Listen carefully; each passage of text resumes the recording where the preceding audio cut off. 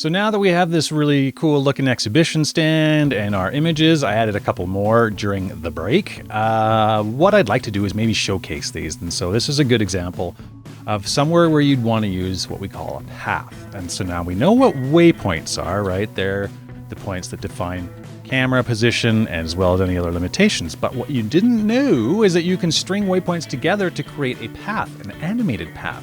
So let's say we want to showcase our images here with these mangled aspect ratios and maybe kind of zoom into a countdown all cinematic like and then have our whole stand here, right? As sort of like an introduction animation of sorts. Well, guess what? We can do that. So what we're going to do is we're going to set up our waypoints first of all. So I'll go into edit, waypoints, and I don't know, something like maybe a little bit closer. This one's probably good for a starting waypoint. So I'll create this one and it'll name them automatically. So I'll just save that. And then I'll keep kind of the angle the same. So we get this sort of flyby. And then maybe I'll make another waypoint here. Waypoint 2. And then I'll have another waypoint, which will be focused on the screen here. And I'm just using the WASD keys again just to navigate. And Q and E to do elevation. Maybe we could even zoom right in. Yeah, there we go. Super cinematic. Make another waypoint there. And then I'll have a final waypoint 4, which will be, a nice centered view of the exhibition stand. Yeah, like that. Okay, so ooh, I didn't save waypoint 3. Oh no. Okay, good. Waypoint 3 is still there. Whew. And add new waypoint 4. Done. Okay, so now we have 1, 2, 3, and 4. Perfect. Save those. Close that down. Now I'm going to open up the paths area. No paths. So let's create one. Plus button, create new path. I'll just call this intro path. And I can click save. And now we have the ability to add waypoints and actions, which we may look at in a bit. Okay, so it says no waypoints added in path yet. And it gives us a list of our available waypoints. So really, I just kind of want to do them in order. I'll do waypoint 1. I'll add that. And you'll see it gets added down here as a waypoint with some properties that we can change. And then I'll add waypoint 2. And then I'll add waypoint 3, and surprise, I'm going to add waypoint 4. So now, by default, these waypoints all are 2 seconds long to go between them. And so if I preview the path, not touching anything, look at that, zoom in, boosh, and then back out to the stand. Pretty cool, huh? Well, let's expand on that a little bit more. So right now, everything's very kind of robotic, and it does the 2 second this, 2 second that. So let's say waypoint 1, to arrive at waypoint 1, we want to take 0 seconds because right now, if we leave it at 2 and preview, from wherever we are, it's going to take 2 seconds to get to the first waypoint. We just kind of want to have a jump there. So now it jumps there immediately and starts from where we want.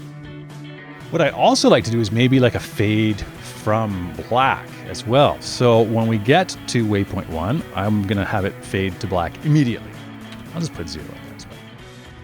So now we get waypoint 1 is going to fade to black immediately. Waypoint 2, to get to waypoint 2, let's say that's going to take 10 seconds. And we are going to fade from black for 7 seconds. Okay, so let's see. I'm going to save that. And let's see how this looks so far. Oh, already so cinematic. Okay. Now what we could do is we could maybe adjust the easing. So it'll maybe start slowly, speed up, and then go into the TV. So we want just kind of an ease in. We don't want to do ease in out. So now if we preview, see we start off kind of slow, easing into the full speed, and then zipping into the monitor. Right, and I don't know, I thought the monitor, we can maybe do like a 5 second. And then what we're going to do is fade to black once we hit the monitor, because then we're going to have another jump back out into the full view. And so this, I'm going to set at 0 to arrive at. Let's see how this goes. Okay, so we have our initial zoom. And remember now, we're going to have the 5 seconds fading to black once we get into the monitor. As it zooms in, it should fade to black. Oh, and that was perfect as it counted down to 1. I swear I didn't plan that. Okay, so now what we could do is we could trigger this any way we wanted to via actions or hotspots. I will just make a hotspot just to show you how this would all work. Make a new 3D hotspot, and I'll just kind of plonk it right here. And I'll change the icon to perhaps we'll do a play icon. And now, if you go to the hotspot type, there's nothing in here that's going to trigger a path, right? And so for this, what I want to do is I want to set this to a label hotspot, which means it doesn't have a primary action. But what we can do is we can add these kind of secondary actions to it. And there's a whole bunch of these. And what I'm concerned with is the camera path controls.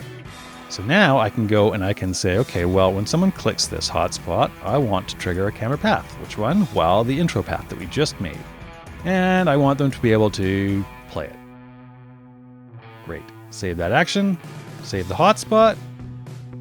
And I think we're good. Save the snap. And now if I click this,